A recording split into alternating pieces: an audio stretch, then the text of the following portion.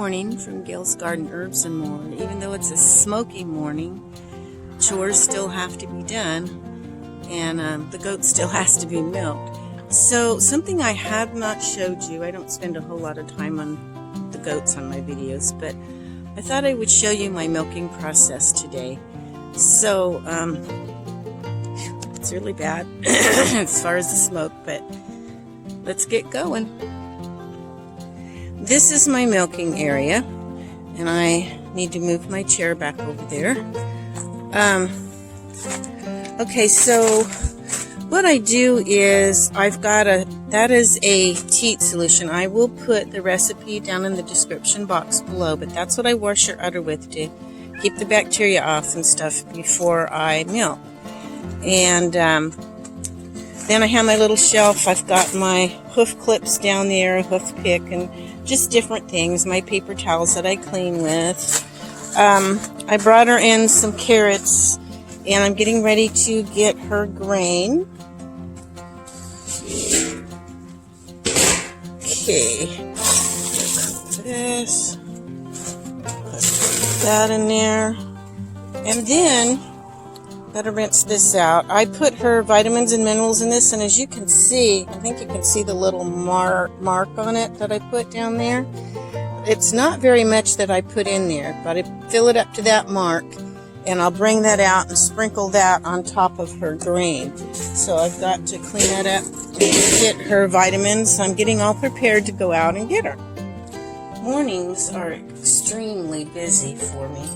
So before I even milk,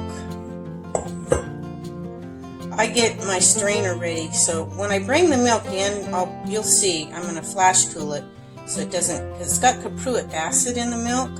If you don't flash cool it, that caproic acid starts to build, and you get this what I call a goaty flavored milk that I don't really care for. So you want to get it flash cooled right away, but I'm going to have this sitting here on the counter because I'm so busy. You would think I would forget, but I have forgotten my milk in the freezer and it froze, which is okay, but you can't strain it frozen. Anyway, excuse me, all that smoke. I'm going to leave this sitting here, so once I'm done with my outside immediate stuff that I have to do and I come back in the house, I'll see this sitting here and it'll remind me, hey, you got to go get the milk out of the freezer and strain it. So I've got my minerals ready to go. This is my little pan that I use. I have a regular milking pan, big milking pan, but I have a Nigerian dwarfs, and her little short legs, I can't get the pan underneath her to milk. So I found this little pan and it works just perfect, and that's what I'm going to use. Okay, I'm going out into the back pasture to get the goat. Look around, make sure there's no horses real close to push through the gate, but I don't see them. They're irrigating right now. So I'm either going to have to walk through the water, which the goats hate, but there's really no way to get over without walking through the water. I really don't feel like walking through the water, but that's the way it goes. They're irrigating. My poor goat, she hates the water. They're irrigating out here in these now. Oh, wow. Oh, my goats, they've got water everywhere. They don't usually irrigate out here, but they are now. Oh, I really got to walk in the water now. Let's see. Nowhere to get around. Go down here and see if it's any better. I'm sorry, girls and guy. Girl and guy. They are really irrigating your pasture, aren't they? Well, I may have to move you up to the little tiny pen in the front. There's still some dry ground, but they just hate it. I have this down here to hold the bottom part of the gate so they don't push it and warp the gate. And she is not going to come up to the gate with this water. They've never irrigated this area since I've had the goats.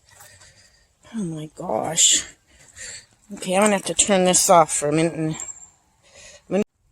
It is the next morning, and I had to put the goats up here because it was just too wet back there after that irrigating.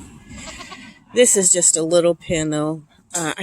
I did sleep better because I knew they were safe up here. I sleep with an ear open at night, listening for dogs and coyotes, afraid something's going to get them in the back. So I got to get that reinforced. There's so much I need done. I can't keep bringing them up every night though, because he's going to get too much. He's starting to get old enough now. Okay, the first thing I want to show you is to keep her from stepping in the pan. I've got these little loops made out of a soft rope. It doesn't hurt her. She's used to it. She knows this is procedure, but there's a fly or something, and this just keeps her from stepping in the pan and kicking around and getting quite as much dirt in it. Yesterday, though, after walking through the mud was just too much. I ended up giving that milk to the cats and dogs. Okay. Ooh, looks a little thinner today. She didn't get as much grazing in that little pen.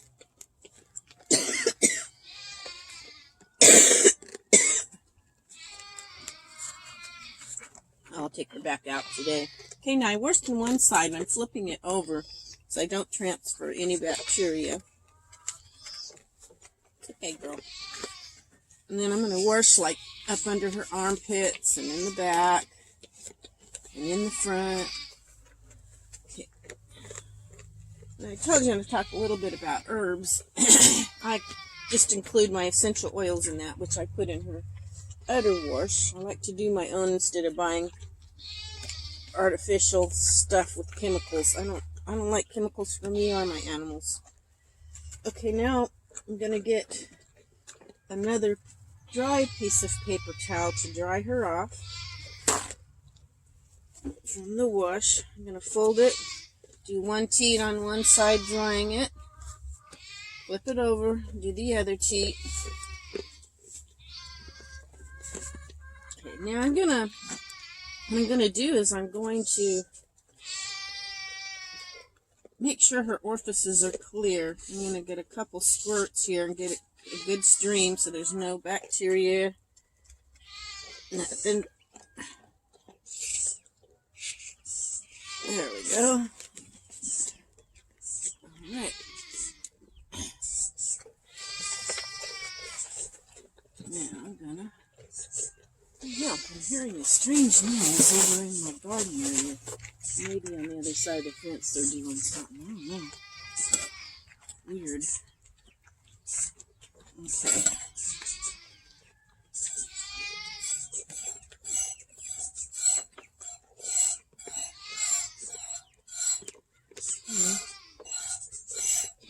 I'm only milking her once a day now. I was milking her twice a day. That smoke brought on an infection in my ear and throat. I still am dealing with. And we actually have some sunshine, a little less smoke today, still some.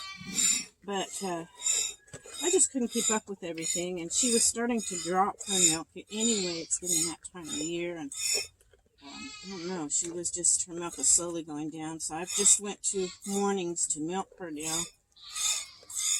Not getting as much milk, but still getting some. I wanted to talk about herbs a little. I try to incorporate my herbs in everything in everyday life. With me, with my animals. They're just very beneficial to have. Don't know where I'd be. Probably a lot worse off than what I am without them. Because I just have a lot of problems. So, but whether you have problems or not, herbs can help. It's better if you don't have any in your problems and you're using herbs then to help prevent and keep your body strong so you don't get as many problems. Now, some things you get and you can't help, like from a car wreck or just a problem of a rip or tear that turns into colitis or inside of you. Or sometimes there's some things you can't help. But the herbs do help. They're not miraculous. They can't repair damage like that so much. Some, a little bit. And if I knew more in depth, if I had medical training and in the natural herb field, more of it than I've only just what I can pick up on classes I take online here and there. nothing in depth. And it is in depth, some compared to some knowledge that some people have, but I am not a doctor. And there's just things I don't know. And anyway, herbs are great. They're just a great thing. And for my goats, I consider the essential oils part because they're from plants, but I also I feed my goat marshmallow earlier to get her milking. When I got her, 2 months earlier, she had babies. But I don't think they had been milking her. She didn't feel like it. Her cheeks were way tiny, never been stretched. And I think she was starting to dry up thin. But I fed her marshmallow and other herbs and continued milking her, and I at least got it back up to about 3 cups a day, which for a little goat like her is not bad. I mean, I don't know what her lines are. I don't know if she has Nigerian dwarf milking lines. I don't know anything about her. I just know I was seeing a lady who lives very far from here about something else. And she had goats, and her husband had an accident. He's the one that took care of the goats. And I don't know if he's going to end up in a wheelchair. He wasn't at home. I think he might have been in some sort of a specialized hospital or something. I really don't know that all of it on her. But she had to get rid of her goats. She gave me a really good deal. I bought a couple from her. And I am so pleased because they're so nice and healthy. Other times, sometimes you get goats and people and they end up having a disease you don't know about, or they're just not healthy, or they're uncontrollably wild. These had been around her kids all the time, and they were just big pets. They're wonderful goats. I am so thankful for them. And I got them really reasonably priced. Matter of fact, she just had to downsize, and I actually found a little bit more money that I could give her than what she asked, because she was going through a hard time and she wasn't asking what they were worth. I couldn't pay what they were really worth, but I did find a little more I could give her that I just gave to her. I'm also buying, the other thing is we all went together for Kyle a few years ago, his treasured golden retriever got killed and run over by a car. And he's a hunter, especially for birds and stuff. But he's also going to go deer hunting this fall pretty soon. And but he needed a dog for hunting. He wants to train her for bird hunting and stuff. And it just his companion, because I don't get to see him very often. Maybe on Sundays, but I haven't even really got to see him much on Sundays. If he's here, he just falls asleep. So he's just so tired because he works fires, and some days he only gets 2 or 3 hours of sleep. One night he didn't get any. He worked all day, and they called him on the fire, and he worked all night. I don't know how he does it. He's not a kid anymore. And but I don't know why I'm telling you all this, just talking while I'm milking, probably boring you to death. Anyway, let's get back to, so I got, for his birthday, we ordered a puppy, and it's been born. We're going to go up pretty soon to look at him to get pick of the litter. And he's going to get another golden retriever we're getting for him. So, my daughter and grandkids know him longer than me. That's where I met him when I came back from Kentucky. And he's always helped out with my family. Everybody loved him. My grandkids just loved him to pieces. He's just a big kid. But anyway, back to herbs. So I really like my goats. I try to take really good care of them the best I can. And I worry about them at night in that back pasture, but I've got to get that reinforced.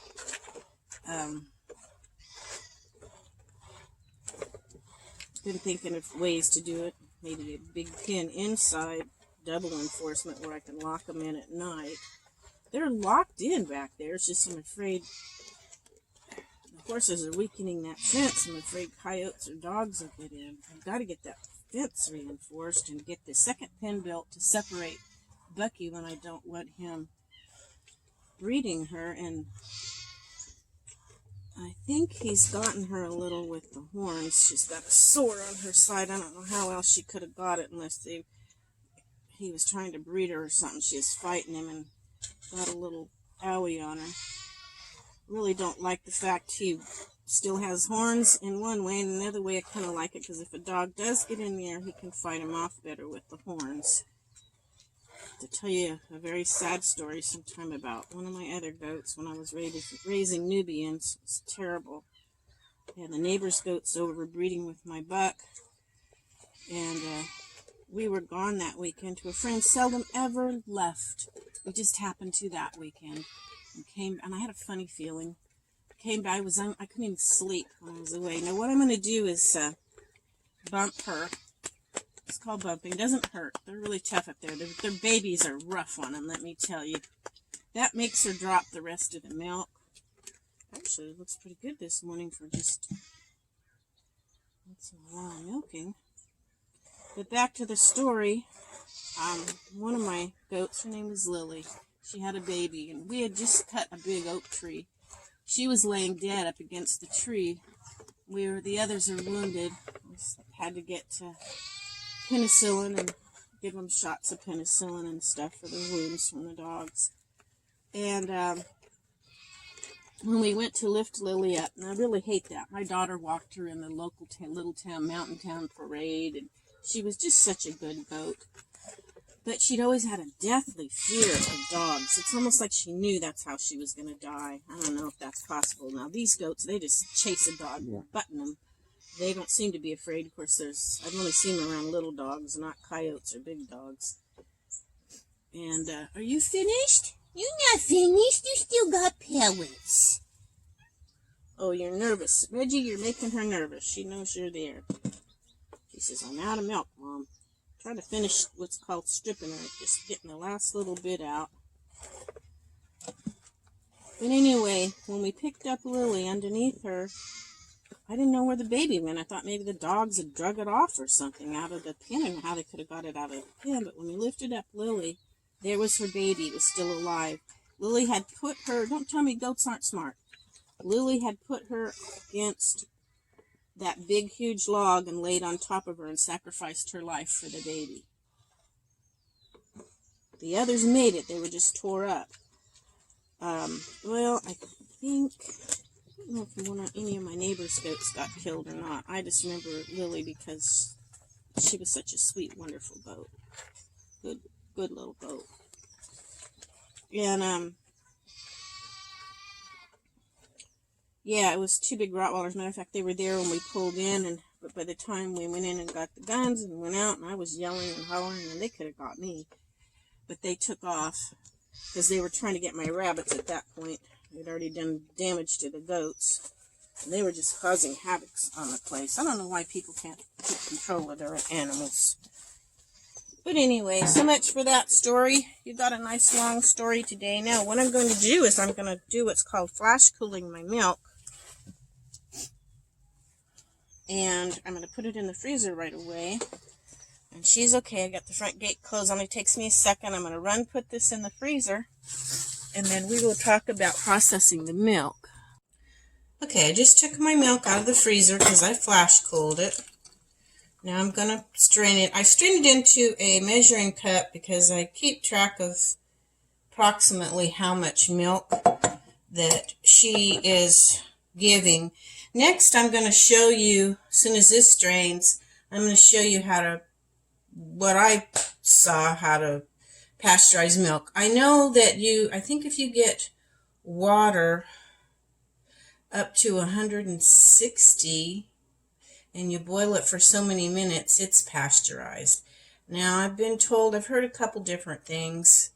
I'm going to go with the 167, and then you're supposed to wait 15 seconds, but I count 1001, 1002 up to 20. And then I will rinse these right away. As soon as I get this milk in the pan, I will rinse these. They're easier to rinse when it's fresh. There it's strained. Any little goat hairs or anything that might be in it has been strained out. And then what I'm going to do is pour this into the pan. And I can't seem to get... Okay, and then I have another quart right here I'm going to pour into the pan that's been strained but not pasteurized. I don't have a magnet on top, so I know it's not pasteurized. And I'm going to... I have my little thermometer here when it gets up to and I have to stir it. I have a special spoon that I'm going to get, a wooden spoon that I stir it with. And keep the bottom, you want to stir it quite often so it doesn't burn on the bottom. And when it gets to 167, I start counting 1001, 1002, 1003, all the way to 1020. Then I set it aside to cool. Then I'll get a paper towel and take off that skim that dries on the top of milk after it's somewhat cooled, and then I'll pour it into fresh, clean canning jars and put it in the fridge with a magnet on top. That's pretty much it. I'm not going to go through the whole process. This video is getting pretty long as it is. I want to thank you all for watching. I hope you learned something. Give a comment below what you think of this. If you have any comments about it, give me a thumbs up. Share with anybody you know that might be interested. And we will catch you all later. Bye-bye now.